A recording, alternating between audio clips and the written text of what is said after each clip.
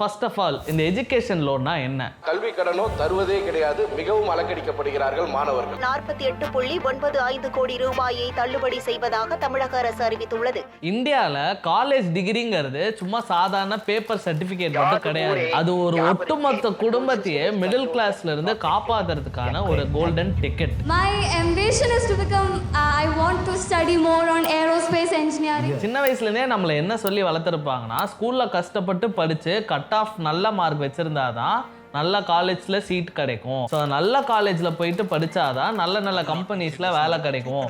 அப்போதான் வந்துட்டு நீயும் வேலைக்கு போய் நிறைய சம்பாதிக்க முடியும் அப்படிங்கிற மாதிரி நிறைய வாட்டி சொல்லியிருப்பாங்க. ஆனா சப்போஸ் நல்ல கட் ஆஃப் வரலன்னு வைங்க, நம்மளால மெரிட்லயோ ஸ்காலர்ஷிப்லயோ எல்லாம் போக முடியாது. நிறைய காசு கட்டணும். அதுக்கு வந்துட்டு நம்ம பேங்க்ஸ்ல லோன் மாதிரி தான் வாங்குவோம். அது அந்த எஜுகேஷன் லோன் வந்து மெயினா யார் வாங்குறா? நிறைய பணம் இருக்கவனுக்கு அது பிரச்சனை இல்லை. இந்த லோனை அடைக்கிறதுக்கு 15 வருஷம் ஆகுது. பார்த்தீங்கன்னா 12 லட்சம் அசல் இல்லாமல் 10 லட்சம் வட்டியை வேற கட்டிடுறாங்க. ஸோ இது வந்து ஒரு பர்சனோட வெல்த்தையே டிஸ்ட்ராய் பண்ணுற ஒரு ஆக்டிவிட்டி. ஸோ பேசிக்கலி ஸ்டூடெண்ட்ஸ் வந்து காலேஜ் ஃபீஸ் கட்ட முடியாமல் இருக்கிறப்போ லோன் வாங்கி கட்டுறதுக்கு பேர் தான் இந்த எஜுகேஷன் லோன். ஓகேவா? எப்படியாச்சும் கடனை உடனேயாச்சும் வாங்கி இந்த காலேஜ் டிகிரியை முடிச்சே ஆகணும் அப்படின்னு ஏன் எஜுகேஷன் லோனுக்கு தள்ளப்படுறாங்க? அண்ட் ரியல் லைஃப்ல எஜுகேஷன் லோன் வாங்கின 2 பேர்த்த கூப்பிட்டு அவங்களோட ஜேர்னி எப்படி இருந்தது அப்படின்னு எல்லாத்தையும் டீட்டெயிலாக இந்த வீடியோவில் பார்க்க போகிறோம். So let's get into the video.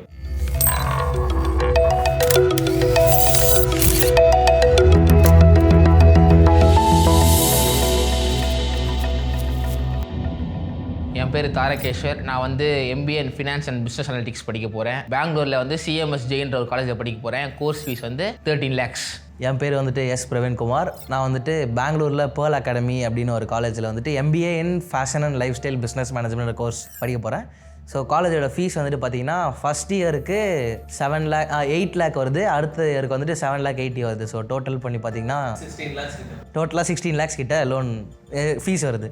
So பேங்க்ஸுமே வந்துட்டு இந்த ஸ்டூடெண்ட்ஸ் மேலே நம்பி இவங்க ஃப்யூச்சரில் வேலைக்கு போய் சம்பாதிப்பாங்க, அதுக்கப்புறம் நமக்கு வந்து ரிட்டர்ன் பண்ணால் போதும் அப்படிங்கிற மாதிரி நினச்சி ஸ்டூடெண்ட்ஸ் மேலேயே நம்பி கொடுக்குற கடன் தான் இந்த எஜுகேஷன் லோன். சரி, எந்த பேங்க்கில் போய் கேட்டேன்? இந்தியாவில் எந்தெந்த பேங்க்கில் எஜுகேஷன் லோன் தராங்களோ எல்லாத்துலேயும் அப்ளை பண்ணிட்டேன். ப்ரைவேட்டாக இருக்கட்டும், பப்ளிக்காக இருக்கட்டும், கவர்மெண்ட்டு தான் இருக்கட்டும், எல்லாத்துலேயும் அப்ளை பண்ணிட்டேன். அதில் வந்துட்டு இப்போதைக்கு ஒருத்த மட்டும் தான் வந்து இன் ப்ராசஸ் வச்சுருக்கான். இது எல்லாமே பார்த்துட்டு இந்த பிரச்சனை இருக்குது, இந்த பிரச்சனை இருக்குது, இது இருக்குது, அது இருக்குன்னு சொல்லி ரிஜெக்ட் பண்ணுறாங்க. ஃபஸ்ட்டு வந்து எந்தெந்த பேங்க்கில் வாங்கலாம், இதில் போய் ஃபஸ்ட்டு விசாரிக்க போனோம். என்ன இன்ட்ரெஸ்ட் ரேட், என்ன எவ்வளோ டென்யூரு, ரீபேமெண்ட் டைமு, உடனே கட்டணுமா, எல்லாம் கேப் இருக்கா அப்படின்னு சொல்லிட்டு போனால் என்ன சொல்கிறாங்கன்னா வந்து PM வித்யலட்சுமி போர்ட்டல்னு ஒரு போர்ட்டல் இருக்குது, அந்த போர்ட்டலில் தான் நீங்கள் எஜுகேஷன் லோன் அப்ளை பண்ணணும் அப்படின்றாங்க. ஆனால் அந்த போர்ட்டலில் பார்த்தா எங்கள் காலேஜ் பேரே கிடையாது. நான் வந்துட்டு 16 lakhs நான் 16 lakhsக்கு ஃபுல்லாக காலேஜ் எனக்கு ஆஃபர் லெட்டர் வந்த உடனே அப்ளை பண்ண ஆரம்பிச்சிட்டேன். அது வந்துட்டு பேங்க்கிட்டலாம் போய் கேட்கல. எங்கே போனாலும் PM வித்யலட்சுமி போர்ட்டல் தான் அப்ளை பண்ணுனாங்க. நான் என்ன பண்ணேன், நான் ஏன் பேங்க்கிட்ட போய் கேட்கணும், அதான் இதுக்கு தான் ஆன்லைனில் இருக்கே அப்படின்னு அப்ளை பண்ணேன். பார்த்தா ஒரு பேங்க்கும் அதை கண்டுக்கவே இல்லை. அப்போ வந்து எந்த பேங்க்கில் வந்து அந்த போர்ட்டல் எல்லாமே தராங்களோ அந்த காலேஜ் எல்லாம் போய் கேட்டு பார்க்கலாம் அப்படின்னு சொல்லி தான் ஆரம்பிச்சிது. அப்புறம் வந்து ஒரு பேங்க் போனோம். எல்லாம் என்ன சொன்னாங்கன்னா வந்து சரி வாங்க அந்த போர்ட்டல் எல்லாம் கூட பண்ணிக்கலாம், வேறு காலேஜ் பேர் போட்டு பண்ணிக்கலாம் அப்படின்றாங்க. சரி ஓகே எல்லாம் கேட்டுட்டு ஒரு 2 months பிரேக்கு. 2 months பிரேக் எடுத்ததுக்கப்புறம் காலேஜ்லேருந்து ஃபீஸ் கட்டணும்னு சொல்லிட்டு அனௌன்ஸ் பண்ணுறாங்க. மெயில் வருது எனக்கு. பேங்க்கு போகிறோம். பேங்க்கு போய் கட்டலான்னு போகும்போது வந்து இல்லை அந்த போர்ட்டலில் உங்கள் காலேஜ் இருக்கணும், அப்போ தான் வந்து நாங்கள் வந்து லோன் சேங்ஷன் பண்ணுவோம் அப்படின்ட்டாங்க. என்ன பண்ணுறதுன்னு தெரில. நெக்ஸ்ட் வந்து காலேஜுக்கு மெயில் போடுறாங்க. இந்த மாதிரி வந்து இந்த போர்ட்டலில் இருந்தால் தான் வந்து லோன் சேங்ஷன் பண்ணணுன்னு சொல்கிறாங்க அப்படின்னு சொல்லிட்டு மெயில் போட்டால் வந்து காலேஜ்லேருந்து ஒரு கோடு கொடுத்தாங்க. அப்புறம் இந்த கோடு வச்சு அப்ளை பண்ணோம். அது வந்துட்டு ஒரு 1.5 மாதமாக அப்படியே ப்ராசஸிங்லேயே இருக்குது, அப்படியே இருக்குது. அதுக்கப்புறம் சைட் பை சைடு நான் ப்ரைவேட் பேங்க்ஸ்லேயே அப்ளை பண்ணுறேன். அவங்க வந்துட்டு இந்த டாக்குமெண்ட்ஸ் கொடுங்க, எல்லாத்தையும் கொடுங்க.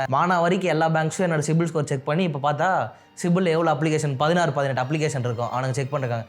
எல்லாரும் சொல்லுவாங்க நான் வந்துட்டு சாஃப்ட் செக் தான் பண்ணேன்னு பார்த்தா ஹார்ட் செக் ஃபுல்லாக பண்ணி வச்சிருக்காங்க. ஸோ இப்படிலாம் இருக்கிறப்ப வந்துட்டு ஏன் பேங்க்ஸ் வந்து அந்த ஸ்டூடெண்ட்டோட அந்த 10th மார்க்கு 12th மார்க்கு அவன் எவ்வளோ சூப்பராக படிச்சிருக்கான், எவ்வளோ கட் ஆஃப் வாங்கியிருக்கான், இதெல்லாம் பார்க்காம அந்த ஸ்டூடெண்ட்டோட அப்பா அம்மாவோட சிபில் ஸ்கோர் என்ன, அவங்க எவ்வளோ சொத்து வச்சுருக்காங்க, சொந்த வீடா வாடகை வீடாலாம் ஏன் இப்படி பார்க்குறாங்க அப்படின்னு நீங்கள் பார்த்தீங்கன்னா, இப்போ என்னதான் வந்துட்டு ஸ்டூடெண்ட் வந்து இப்போ தான் படிக்கவே போகிறான், இவன் நாளைக்கு வேலைக்கு போவானா போக மாட்டானா, என்ன நடக்கும், இல்லை லே ஆஃப் நடக்குமா, இல்லை வந்துட்டு ஜாப் மார்க்கெட்டு டவுன் ஆகிடுமா, ரெசெஷன் வருமா, இதெல்லாம் வந்துட்டு பேங்க்குக்குமே ரிஸ்க்கு தான். கரெக்டாக இப்படி இருக்கிறப்போ அவங்க என்ன பண்ணுறாங்கன்னா ஒரு சேஃப்டிக்காக அந்த ஸ்டூடெண்ட்டோட பேரண்ட்ஸ் வந்துட்டு ஏதாவது அசட்ஸ் வச்சுருக்காங்களா, ரெகுலராக ஏதாவது லோன் வாங்கினா பே பண்ணிட்டு வராங்களா, கிரெடிட் கார்டு பில்ஸ்லாம் கரெக்டாக கட்டிட்டு வராங்களா, ஸோ இதெல்லாம் பார்த்துட்டு பேங்க்குமே சேஃபாக இருக்கணுங்கிறதுக்கு தான் இது எல்லாமே பண்ணுறாங்க. கடைசியில் பார்த்தா பேங்க்லேருந்து ஒரு நாள் கால் வருது, இந்த மாதிரி வந்து உங்கள் அப்பாவுக்கு வந்து சிபில் வந்து பிளாக் மார்க் இருக்குது, ஆனால் சிபில் ஸ்கோரில் கரெக்டாக இருக்குது எல்லாம்,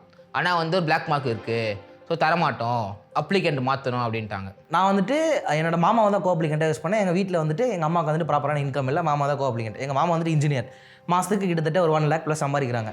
அவங்களோட சிபில் ஸ்கோர் வந்துட்டு 860 இருக்குது. ஆனாலும் அப்ளை பண்ண எல்லா பேங்க்கும் ரிஜெக்ட் பண்ணிட்டாங்க. எதுக்குன்னு கேட்டால் எங்கள் மாமா வந்துட்டு கான்ட்ராக்ட் பேசிஸில் தான் வேலை பார்த்துட்டு இருக்காங்க. அதாவது இன்ஜினியர் தான், டீம் லீடோ சம்திங், டீம் மேனேஜரோ டீம் லீட் சம்திங், ஆனால் கான்ட்ராக்ட் பேஸில் இருக்காங்க. அடுத்த மாதம் தான் வந்துட்டு இப்போ இதுவாக மாறுறாங்க. அவங்க ஃப்ரீலான்சர் மாதிரி ஒர்க் பண்ணுறதுனால இது வந்துட்டு ஸ்டேபிளானது இல்லை அப்படின்ட்டு அவங்களோட ஃபினான்ஷியல்ஸ் நல்லாயிருக்கும். அது இல்லாமல் ஒரு கடை வச்சு ரன் பண்ணிருக்காங்க, பேக்லாக்ஸ் எதுவுமே இல்லை, எல்லாமே கரெக்டாக தான் இருக்கும், ஆனாலும் கொடுக்க மாட்டேன் அப்படின்ட்டாங்க. சரி ஓகே கேன்சல் பண்ண சொன்னால் வந்து அதுக்கு ஒரு 1 week டெய்லியும் காலைல பேங்க்கு போனோம், இது மாதிரி வந்து கேன்சல் பண்ணுங்கள், கேன்சல் பண்ணால் தான் புதுசாக அப்ளை பண்ண முடியும், ஃபீஸ் கட்டணும் எனக்கு அப்படின்னு சொல்லி கேட்டுருக்கும் போது சரி கேன்சல் பண்ணிடுறேன். நான் என்ன சொல்கிறாங்கன்னா வந்து இது ஹோம் பிரான்ச்லேருந்து ஹோம் பிரான்ச் மேனேஜர் வந்து கேன்சல் பண்ணோம், அதுக்கப்புறம் வந்து ஜோனல் ஆஃபீஸ் போவோம், அதுக்கப்புறம் வந்து ஹெட் ஆஃபீஸ் போவோம். இது வந்து நேஷ்னலைஸ்டு பேங்க்னால வந்து 3 இது இருக்குது, 3த்துலேயே கேன்சல் பண்ணதுக்கப்புறம் தான் வந்து உங்களை அப்ளை பண்ண முடியும். நாங்கள் எனக்கு வந்து அந்த அப்ளிகேஷன் கேன்சல் பண்ணவே வந்து 1 week ஆச்சு. அதுக்குள்ளே எனக்கு ஃபீஸ் கட்ட டேட்டே முடிஞ்சிச்சு. அதுக்கப்புறம் நான் காலேஜுக்கு வந்து மெயில் போட்டு ரிக்வஸ்ட் பண்ணி இது மாதிரி வந்து லோன் வந்து ப்ராசஸில் இருக்குது, எக்ஸ்ட்ரா 10 days டைம் கொடுங்கன்னு கேட்டு திருப்பி அப்ளை பண்ணி திருப்பி சேங்ஷன் ஆகணும். நாங்கள் வந்து அப்புறம் வந்து ஊருக்கு போயிட்டு வந்தோம். சரி 3 days ஆகிடுச்சு சேங்ஷன் ஆகிடுன்னு சொல்லிட்டு பேங்க்கில் போய் கேட்டால் வந்து பண்ணவே இல்லை. என்ன சொல்லிட்டாங்க, இந்த ஆஃபீஸ் இருக்கும், லோன் சேங்ஷன் பண்ணுற ஆஃபீஸ் இருக்கும், அங்கே போய் கேளுங்கன்றாங்க. ஃபோன் பண்ணி சொன்னாங்க ஹோம் பிரான்ச்லேருந்து அங்கே போங்கன்னு சொல்லிட்டு. அங்கே போனதுக்கப்புறம் தான் வந்து அப்ளிகேஷனே வந்து ப்ராசஸ் பண்ணுறாங்க எங்களுது. நாங்கள் போய் உட்காடுறேன், மெயில் வருது எனக்கு, ப்ராசஸ் இப்போ தான் ப்ராசஸ் ஸ்டார்ட் பண்ணுறாங்க, இன் ப்ராசஸ்ன்னு சொல்லிட்டு. அதுக்கப்புறம் டாக்குமெண்டேஷன் பண்ணோம், அதுக்கு ஒரு 2 hours வெயிட் பண்ணுறோம். 3:30 போனோம் பேங்க்குக்கு, 6 o'clock தான் வந்து டாக்குமெண்டேஷன் வருது எங்களுக்கு. வந்ததுக்கப்புறம் ஒரு 150 பேஜ் சைன் போட்டு கேட்குறாங்க எப்படி வந்து காலேஜ் ஃபீஸ் கட்டணும், உங்களுக்கு ஃபீஸ் எப்படி வேணும், எந்த மோடில் கட்டணும், டிமாண்ட் டிராஃப்டா எல்லாம் வந்து நெஃப்டான்னு சொல்லிட்டு. காலேஜ் வந்து பெங்களூரில் இருக்கிறதுனால டிமாண்ட் டிராஃப்ட் வாங்க முடியாதுன்னு சொல்லிட்டு நெஃப்ட் டீட்டெயில்ஸ் வேணும். அப்போ வந்து காலேஜ் கிட்ட வாங்கலை, ஏன்னா காலேஜில் வந்து எங்கள் போர்ட்டலில் சைன் பண்ணி தான் ஃபீஸ் கட்டுற மாதிரி இருந்தது. நெக்ஸ்ட் என்ன பண்ணோம், காலேஜுக்கு மெயில் போட்டேன், இது மாதிரி வந்து நெஃப்ட் டீட்டெயில்ஸ் வேணும் அப்படின்னு சொன்னால் அவங்க நைட்டே அனுப்பிச்சிட்டாங்க. நெக்ஸ்ட் டே மார்னிங் வந்து நான் மெயில் பண்ணுறேன் பேங்க்குக்கு, இதான் டீட்டெயில்ஸு பண்ணிவிடுங்க. அவங்க என்ன சொன்னாங்க, 1/2 hour வந்து நாங்கள் ப்ராசஸ் பண்ணுறோம், நீங்கள் டீட்டெயில்ஸ் அனுப்பிச்சு 1/2 hour ப்ராசஸ் பண்ணுறோன்னாங்க. மெயில் அனுப்பிச்சிட்டு ஃபோன் பண்ணுறேன், அது ஃபோன் பண்ணி சொன்னால் வந்து பார்க்குறேன்னாரு. அதுக்கப்புறம் எதுவும் வரவே இல்லை, அக்னாலஜ்மெண்ட் எதுவுமே வரவே இல்லை. திருப்பி ஒரு 3 o'clock ஈவினிங் ஃபோன் பண்ணுறேன், புதுசாக கேட்குறாரு, காலைல ஃபோன் பண்ணிங்களா, எப்போ, உங்கள் பேர் என்ன அப்படின்னு. அதுக்கப்புறம் திருப்பி வந்து பாருங்கள் இது மாதிரி லாஸ்ட் டேட் முடிஞ்சிடுச்சு அப்படின்னா, இல்லை 20 பேர் வந்து லைனில் இருக்காங்க, எல்லாருமே லாஸ்ட் டேட்டுன்னு சொன்னால் என்ன பண்ணுறது அப்படின்றாங்க. எனக்கு 10th ஃபீஸ் கட்டோம், நான் ஃபோன் பேசுறது 11th, நான் அன்றைக்கி லாஸ்ட் டேட்டுன்னு, அப்போவே லாஸ்ட் டேட்டுன்றாங்க. என்ன பண்ணுறது, ஃப்ரைடே வர நான் இந்த வீக் பண்ணிடுறேன், இல்லை நெக்ஸ்ட் வீக் பண்ணுறேன் அப்படின்னாங்க. அதுக்கப்புறம் நெக்ஸ்ட் வீக் திருப்பி ஃபோன் பண்ணால் வந்து திருப்பி புதுசாக கேட்குறாங்க, உங்கள் பேர் என்ன, இல்லை ஆல்ரெடி பேசியிருக்கோம், அது மெயில் அனுப்பிச்சிருக்கேன் அப்படின்னா, மெயில் பார்க்க மாட்டேன், நீங்கள் வாட்ஸ்அப்பில் அனுப்புங்க அப்படின்றாங்க. திருப்பி அதே டீட்டெயில்ஸ் வந்து வாட்ஸ்அப்பில் அனுப்பிட்டு அதுக்கப்புறம் 2-3 தடவை ஃபோன் பண்ணி புஷ் பண்ணி அதுக்கப்புறம் பேமெண்ட் பண்ணாங்க. இப்படி தான் ப்ரோ பே பண்ணாங்க. அதுவும் வந்து பண்ணிவிட்டு எப்படி சொல்கிறது, நெஃப்ட் பண்ணுறேன்னு சொன்னாங்க, ஆனால் சேம் பிரான்ச்னால நெஃப்ட் பண்ண முடியாது அப்படின்னு சொல்லிட்டு சேம் பேங்க் ட்ரான்ஸ்ஃபர் பண்ணி வெறும் ஜேர்னல் நம்பர் மட்டும் தான் கொடுத்தாங்க. இன்னும் வந்து காலேஜுக்கு வந்து ஃபீஸ் ரிசீவ் ஆகிடுச்சா அப்படின்னு சொல்லிட்டு எனக்கு எதுவுமே தெரியல. காலேஜுக்கு நான் வந்து பே பண்ணிட்டு அந்த ரெஃபரன்ஸ் நம்பர்லாம் போட்டு மெயில் அனுப்பிச்சிட்டேன், இன்னும் அக்னாலஜ்மெண்ட் வரல எனக்கு. சரி ஃபீஸ் பே ஆகிடுச்சா அப்படின்னு சொல்லிட்டு இன்னும் எனக்கு வரல. அந்த கோஅப்ளிகண்ட் அப்பா இதில் ஏதோ ஒரு பிளாக் மார்க் இருக்குங்களா, அது வந்து எங்கள் அப்பா வந்து நான் பிறக்கிறதுக்குலாம் முன்னாடி ஏதோ கார்டு வாங்கியிருக்காரு, ஒரு பேங்க்கில் வந்து கிரெடிட் கார்டு வாங்கியிருக்காரு.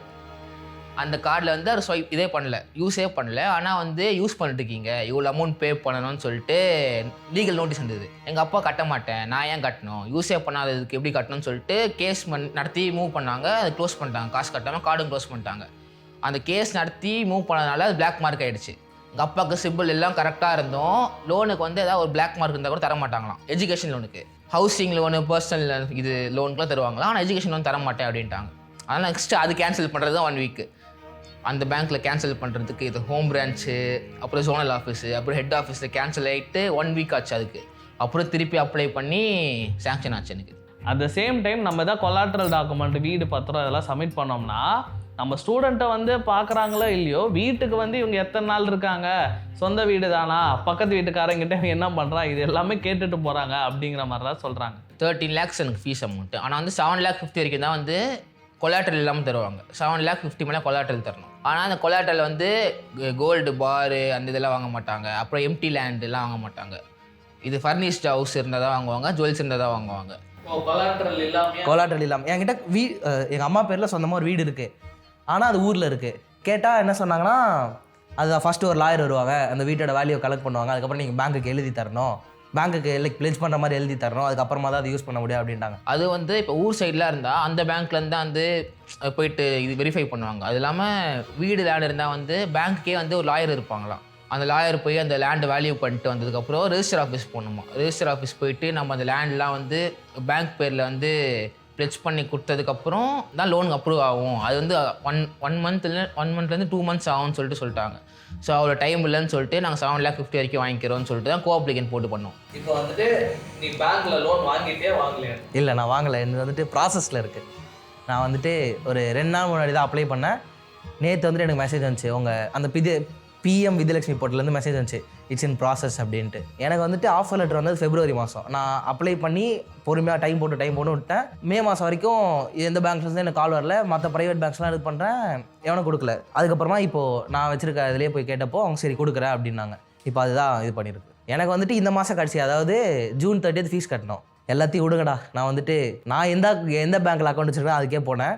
அவன் வந்துட்டு சரி அன்செக்யூர்ட் லோன் உங்களுக்கு 7 லட்ச ரூபா 9.5% இன்ட்ரெஸ்ட் ரேட்டை வச்சு தரோம் அப்படின்னாங்க. அதை இப்போ அப்ளை பண்ணியிருக்கேன். இருந்தாலும் 1 month டைம் ஆகும். அது இல்லாமல் எம்டி லேண்ட்லாம் வாங்கிக்க மாட்டாங்க. ஜுவல்ஸு அப்புறம் ஃபர்னிஷ்ட் ஹவுஸ் இருந்தால் தான் வந்து கொலாட்ரலுக்கு வந்து அக்செப்ட் பண்ணிப்பாங்கன்னு சொல்லிட்டு சொன்னாங்க. ஸோ அதனால வந்துட்டு கோஅப்ளிகன்ட் அம்மாவை வச்சு மூவ் பண்ணிட்டோம். அந்த ப்ராசஸ் எப்படி இருந்துச்சு? ஸ்மூத்தாக இருந்தது? அது அப்ளை பண்ணுறது ஈஸியாக இருந்தது. இந்த போர்ட்டல் அப்ளை பண்ணிட்டு நெக்ஸ்ட் டே பேங்க்கு போனால் வந்து சைன் போட்டு அப்ளிகேஷன் ஃபில் பண்ணி கொடுத்துடணும். நெக்ஸ்ட்டு அவங்க வந்து இந்த ஹோம் பிரான்ச்லேருந்து இந்த லோன் ஆஃபீஸ்க்கு வந்து ஒரு 3 days சாங்ஷன் பண்ணுறாங்க. நெக்ஸ்ட்டு அவங்க வந்து அந்த டாக்குமெண்டேஷன்ஸ்லாம் ரெடி பண்ணிவிட்டு கூப்பிட்டதுக்கப்புறம் சைன்லாம் போட்டுட்டு ஒரு 150 பேர் சைன் போடணும். நான் ஒரு 150 சைனு, கோஅப்ளிகன்ட் யாரோ அவங்க 150 சைன் போட்டு அதுக்கப்புறம் ப்ராசஸ் பண்ணேன். என்னது 10 நாள் தானே? ஏன்னா இப்போ இன்னைக்கே வந்துட்டு என்ன 19th June 10 நாள் இருக்குல்ல, அதனால தான் ஸ்டார்டிங் எனக்கு February மாதமே ஆஃபர் லெட்டர் வந்துருச்சு. அண்ட் இதில் இன்னொன்று என்னென்னா, காலேஜுக்கு வந்துட்டு இப்போது காலேஜ் வந்துட்டு அக்செப்டன்ஸ் ஃபீஸ்னு ஒன்று பே பண்ணோம். என் காலேஜுக்கு 1.5 லட்ச ரூபா அக்செப்டன்ஸ் ஃபீ பே பண்ணோம். அதுக்கே அதுலேருந்தே டேரெக்டாக எஜுகேஷன் லோன் போடலாம் பார்த்தா இல்லை நீங்கள் ஃபஸ்ட்டு 1.5 லட்ச ரூபா கட்டினா தான் அடுத்து உங்களுக்கு எஜுகேஷன் லோன் வரும் அப்படின்னாங்க. அதுக்கப்புறமா இப்போ போய் கேட்கும்போது உங்களுக்கு அந்த 1.5 லட்ச ரூபா உங்களுக்கு திருப்பி ரீஃபண்ட் வேணுமா அப்படின்னு கேட்பாங்க. நீ அந்த காலேஜில் சீட்டு கிடச்சிருச்சு உனக்கு, நீ அக்செப்டன்ஸ் ஃபீஸ் கட்டினா மட்டும்தான் உனக்கு எஜுகேஷன் லோன் இது ப்ராசஸ் பண்ணுவாங்க. அப்படின்னு காலேஜ் சைடில் சொல்லி பேங்க் சைடில் எல்லா பேங்க்லேயும். இப்போ வந்துட்டு நீ இன்னும் லோன் வாங்கல. ஆனால் வந்துட்டு எல்லா பேங்க்ஸும் ஏரியா இருக்கு மோஸ்ட். ஆமாம், ஏரியாங்கள நான் வந்துட்டு கொஞ்சம் சோம்பேறின்றதுனால எல்லாமே வீட்டிலேருந்தே அப்ளை பண்ணது. அண்ட் எல்லாத்துக்கும் நான் ரெகுலராக கால் பேக் பண்ணுவேன். இன்றைக்கி அப்ளை பண்ணுவேன், நாளைக்கு வந்து சார் எனி அப்டேட் மெசேஜுக்கு ரிப்ளை பண்ணலாம் கால் பண்ணி பேசுவேன். சார் ப்ராசஸில் இருக்குது அப்படின்னு கேட்பேன். அந்த மாதிரிலாம் நடக்கும். இப்போ அந்த 7.5 lakhs கொலாட்ரல் எல்லாமே தரன்னு ஒரு பேங்க் சொல்லியிருக்காங்க. அண்ட் இதில் இன்னொரு இன்ட்ரெஸ்டிங்கான ஃபேக்டர் என்னன்னா, இந்த பேங்க்ஸ் கொடுக்குற எஜுகேஷன் லோனுக்கெல்லாம் மொரட்டோரியம் பீரியட், அதாவது நம்ம திரும்பி பே பண்ணுற பீரியடு நம்ம படித்து முடிக்கிறோம்ல அந்த டியூரேஷன் வரைக்கும் இருக்கவே இருக்காது. கட்டணும்னு அவசியமே கிடையாது. அண்ட் அது இல்லாமல் ஒரு எக்ஸ்ட்ராவாக ஒரு 1 year ஃப்ரீ இருக்குது. இப்போ ஃபார் எக்ஸாம்பிள் நான் ஒரு MBA படிக்கிறேன், ஒரு PG டிகிரி பண்ணுறேன், 2 yearsன்னு வச்சுப்போமே. ஸோ அந்த 2 yearsக்கு நான் EMI கட்டணும்னு அவசியம் கிடையாது. 3rd year 1 year பிரேக் இயருமே நான் கட்டணும்னு அவசியம் கிடையாது. 4th yearலேருந்து நான் கட்டினா கூட போதும். ஆனால் இதில் ஒரு ட்விஸ்ட் என்னன்னா, நம்ம லோன் வந்துட்டு சாங்ஷன் பண்ணுறாங்கல்ல, அந்த டே 1லேருந்தே உங்கள் இன்ட்ரெஸ்ட் வந்து கால்குலேட் ஆகிடும். ஸோ 3 வருஷம் நம்ம கட்ட தேவையில்ல, ஜாலியாக இருக்கலாம், பொறுமையாக கட்டிக்கலாம் போதும் அப்படிலாம் நீங்கள் இருந்தீங்கன்னா, 4வது வருஷம் ஃபஸ்ட்டு கட்டுறப்போ உங்களோட இன்ட்ரெஸ்ட் ரேட் மொத்தமாக காம்பவுண்ட் ஆகி வந்து ஒரு 10 லட்ச ரூபா லோனுங்கிறது ஆல்மோஸ்ட் 15 லட்ச ரூபா லோனாக இன்க்ரீஸ் ஆகி இருக்கும். ஸோ இந்த மாதிரி விஷயம்லாம் வந்துட்டு இந்த 2 பேர் அப்ளை பண்ணாங்கல்ல, அவங்க பேங்க்ஸில் சொன்னாங்களா இல்லையா, அவங்க ஃபர்ஸ்ட்லேருந்தே கட்ட போகிறாங்களா இல்லை 4வது வருஷம் தான் கட்ட போகிறாங்களாங்கிறத கேட்கலாம். நான் போய் ஸ்டார்டிங்கில் கேட்கும் போது எக்ஸ்பிளைன் பண்ணாங்க, இது மாதிரி வந்து ஃப்ளோட்டிங் இன்ட்ரெஸ்ட் தான் மாறிட்டே இருக்கும், நீங்கள் வந்து ப்ரீ க்ளோஸும் பண்ணிக்கலாம், 3 years வந்து கட்ட வேணாம், ஃபஸ்ட்டு 2 years படிக்கிற வரைக்கும் கட்ட வேணாம், அதுக்கப்புறம் 1 year கேப் இருக்குது, 3rd yearலேருந்து கட்டலான்னாங்க. அதுக்கப்புறம் அந்த டாக்குமெண்டேஷனில் பார்க்கும்போது தான் தெரியுது 3 இயர்ஸ்க்கு வந்து இன்ட்ரெஸ்ட் ஸ்டார்ட் ஆகிடும். அது பற்றி எனக்கு எதுவுமே தெரியாது. 7.5 lakhs 9.5% இன்ட்ரெஸ்ட் ரேட்டில் அன்செக்யூர்ட் லோன் தரோம் அப்படின்னு மட்டும் தான் தெரியும். அவ்வளோதான். அதில் இஎம்ஐ வந்து 2 இயர்ஸ் கழிச்சு கட்டினா போதும். அந்த மானிட்டரிங் பீரியட்லாம் எனக்கு தெரியும் 3 years இருக்குது. அதாவது ஸ்டடி பீரியடோட சேர்த்து ப்ளஸ் 1 year ஒன்று இருக்குது. இப்போ இன்றைக்கி வந்து சேங்ஷன் பண்ணாங்கன்னா இன்னிலேருந்தே உங்களுக்கு வந்து இன்ட்ரெஸ்ட் வந்து கேல்குலேட் ஆக ஸ்டார்ட் பண்ணுறோம். மந்த்லி வந்து இந்த இன்ட்ரெஸ்ட் அமௌண்ட் கேல்குலேட் ஆகும். ஆனால் வந்து 3 இயர்ஸ்க்கு வந்து இன்ட்ரெஸ்ட் அமௌண்ட் வந்து அதே சேம் இன்ட்ரெஸ்ட்டாக இருக்கும்.